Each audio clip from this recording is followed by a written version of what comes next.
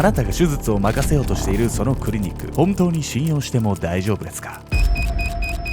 ？2016年9月8日、舞台は韓国ソウル特別市カンナム。先生、よろしくお願いします。手術台の上で緊張わらわにそう発した青年はクオンデヒ。彼の不安を和らげようと担当医のチャンは至って穏やかに答えました。大丈夫ですよ、僕が最後まで責任を持って担当しますからね。この日、デヒはかねてからコンプレックスだった角張った顎の形を変えるため整形手術を受けに訪れていました。担当医は14年間無事故に加え、豊富な手術実績で患者からの信頼も厚いチャン院長。その敏腕によって生まれ変わった姿に期待を膨らませながら、デヒは手術の開始を静かに待っていました。やがて全身に麻酔が回り意識を手放したデヒ。すると院長のチャンは、ではあとは任せたよ、そう言って何かを思い出したかのようにその部屋を急に出て行ってしまうんです。そしてこの後、手術室でメスを握っていたのは無免許の看護助手でした。人気クリニックで行われていた無免許医による整形手術。院長はなぜ資格のない人間にメスを握らせたのか。巨大化し続ける美容業界の大人が甘い蜜を吸うために出した答えとは。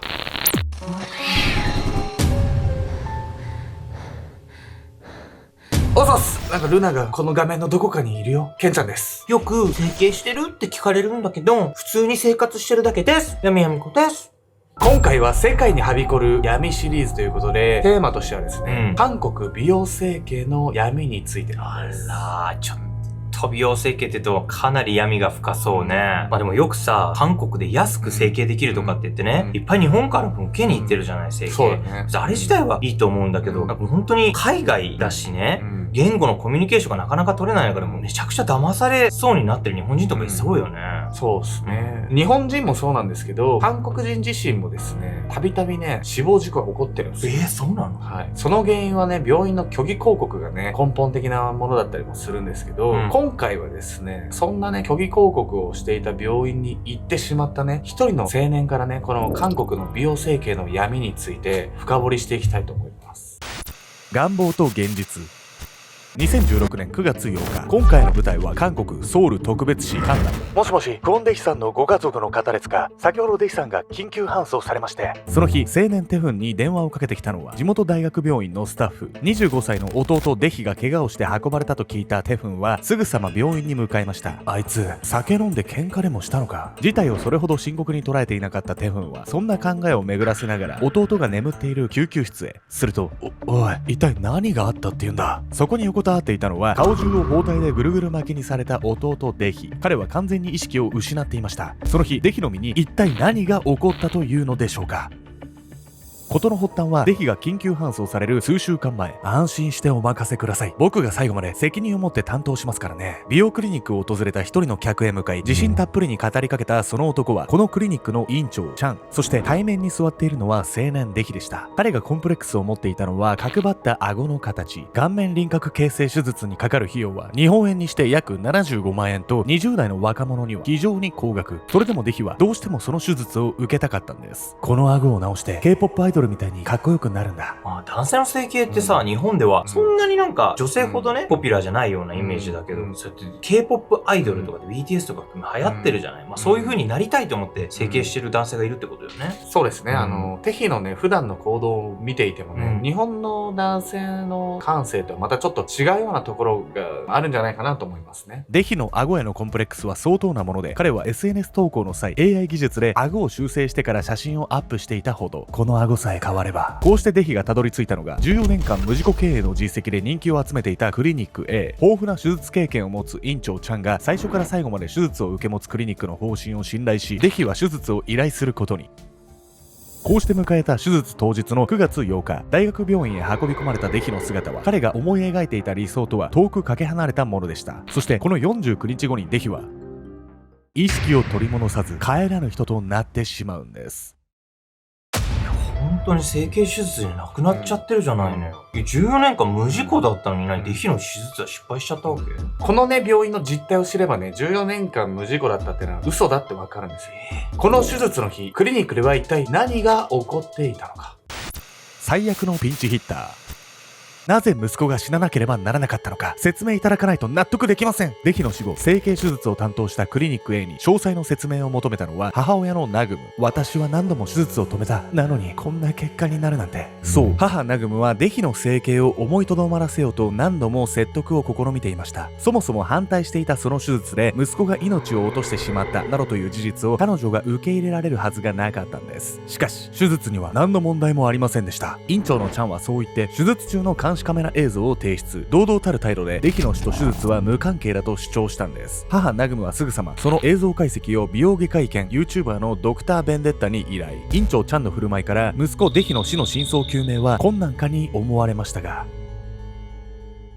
2016年9月8日、クリニック A の手術室には看護助手3人と院長チャンの姿があった。難解な顎の骨の手術にチャンは額に汗をにじませるが、熟練の腕を持つ彼にかかれば手術自体には何の問題もないように思われた。そしてそれは手術開始から1時間が過ぎた頃。ではあとは任せたよ。握っていたメスを置くと淡々とそう言い放ったチャン。彼はまだ手術が終わっていないにもかかわらずその部屋を出て行ってしまった。安心してお任せください。僕が最後まで責任を持って担当しますからね。事前説明でそう言っていた彼がこの後手術室へ戻ることはなかった。そして彼の代わりにメスを握っていたのは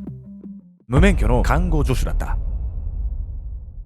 息子の死の真相を究明しようと母ナグムが手術中の映像を見た回数は500回にも及びました。さらにドクター・ベンデッタの解析が加わり、あの日クリニック A で何が行われていたのかは全て明るみに出されることに。チャン院長はデヒの顎の骨を切りはしましたが、契約通りに最後まで手術を受け持つことはありませんでした。手術室には代わりの医師が入れ替わり立ち替わりしており、中には医師が完全に不在の時間も。クリニック A ではそうやっていつ事故が起きてもおかしくないゴースト整形手術が行われていたんです。ゴースト整形手術、意味がわからない。文字のね、意味通りではあるんですけど、ちょっとパッと聞くと分かりづらいですよね。というわけでね、本日のメトラキーワード、ゴースト整形について。ゴースト整形とは、表向きの執刀医とは別のゴーストドクターによって行われる整形手術。コスト削減が主な目的とされ、無免許の医師がゴーストドクターを務めるケースも少なくないんです。2000年以降の韓国における整形手術の死亡者数は500人以上。その半数以上の死因がゴースト整形によるものだとされているんです。多くの手術をこなして利益を上げたいクリニックと症例をこなしたい新人医師の利害が一致することもあり、韓国ではゴースト整形が横行しているんです。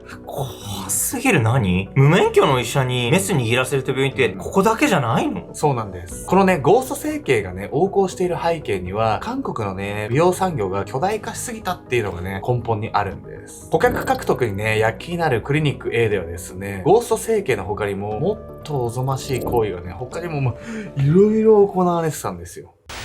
整形工場。バイタル問題ありません。では私はこれで一言そう告げると、手術室を後にしたクリニック A の麻酔科医、彼は続けて別の手術室を訪れると、同じように患者の脈拍や体温、呼吸などのバイタルサインを確認。問題ありませんね。ではこれでもうお気づきの方もおられるかもしれませんが、通常患者のバイタルサインは手術中常に監視しておかなければならないもの。それがこのクリニック A では一人の麻酔科医が複数の手術を流れ作業で確認していました。そして流れ作業になっていたのはバイタルサインの確認だけではないんです。院長、1号室の患者が出血しています。手術室の扉を開けると、手術台に向かう院長のチャンにそう告げた看護助手。彼女の言う1号室の患者とは、そう、顎の手術を受けに来た青年デヒのこと。患者が危険な状態だと知らされても、院長のチャンに特に慌てる様子はない。今手が離せない。吸引しておいてくれ。彼は看護助手の方へは見向きもせずに指示を飛ばした。看護助手も普通の医師ならありえないその対応に慣れた様子で、何も言わずにデヒの手術室へと戻っていく。そしてしばらくすると、手術台横のワゴンにメスを置いたチャン。その後彼はまだ終わっていないその手術をそのままに手術室を出て行ってしまう。そう、この日院長のチャンは4件の手術を同時進行で行っていた。手術が4件同時進行ってさ、その緊急を要するものでもないのに、しかも患者は出血多量でひどいって言ってるのよ。見に行こうともしてないじゃないのよ。これもはやもう医療とは呼べないっすよね。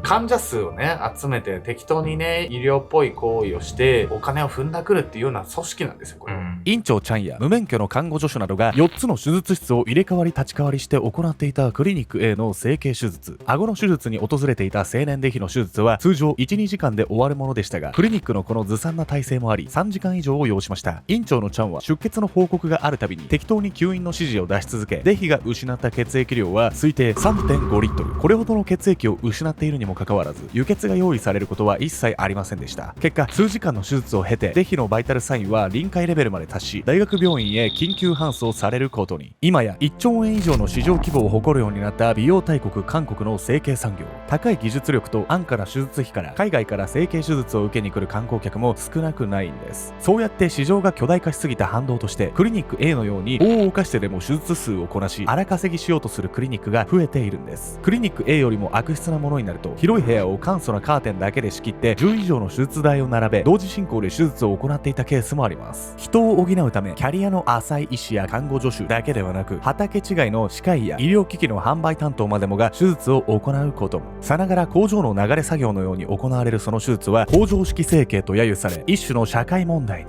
そもそもさ、美容クリニックってお金儲けの方が先に来ちゃってね、綺麗になりたいってお客さんの夢を叶えることが第一に来て叱るべきじゃない。本当に根本からずれちゃってるわよ。経営のね、目的と利益のバランス取るの難しいとは思うんですけれど、なんかお金をいただくって行為自体が、自分たちがね、こう、お客さんを満足させたりとか、誰かを幸せにしたその対価なんだよっていう、その基本スタンスが忘れ去られちゃってるんじゃないかなと思いますよね。クリニック内の事故という性質上、問題を表面化させるのは非常に難しく、青年デヒの事故の後も院長ちゃんが直ちに罰せられることはありませんでした。それどころかクリニック A は事故の後も14年間無事故、院長が最初から最後まで執刀という虚偽の広告で集客を続けている始末。私は息子の死を決して無駄にしない。美容外科医 YouTuber ドクターベンデッタの協力で手術の真相を知った母ナグムは、ゴースト整形、工場式整形という悪臭に立ち向かう決意を固めていました。以降母ナグムはたった一人で街頭デモ活動を開始。一方でドクターベンデッタは YouTube 動画を通しクリニック A の不正を世間に広く周知しました。同時に母ナグムはクリニック A に対し訴訟を提起。手術の危険性を事前に説明していなかった旨、患者に適切な措置を取らなかった旨を強く訴えたんです。結果デヒの死から3年後の2019年5月、母ナグムはクリニック A に勝訴。もしデヒが生きていた場合、平均的な労働者の収入を65歳まで得ると仮定し、日本円にして約5700万円の賠償金が支払われることになったんです。また2021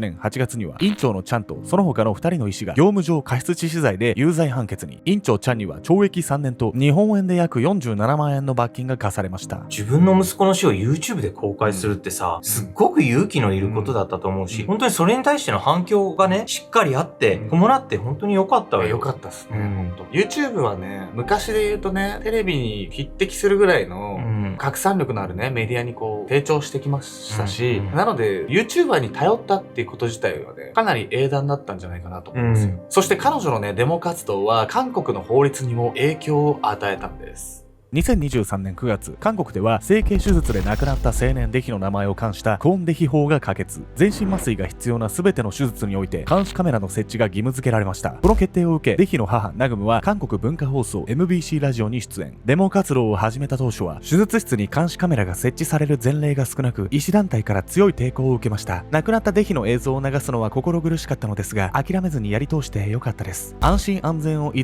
った古代広告で人を集め、無免許の医師が流れ作業で手術を行う。甘い蜜の味を覚えてしまった人々は時として命の重みすら忘れてしまうことがあるんです。本当の意味で人を幸せにして得られる達成感は、楽して手に入れた利益をはるかにしのぐもの。そんな当たり前のことを忘れず、日々と向き合っていきたいものです。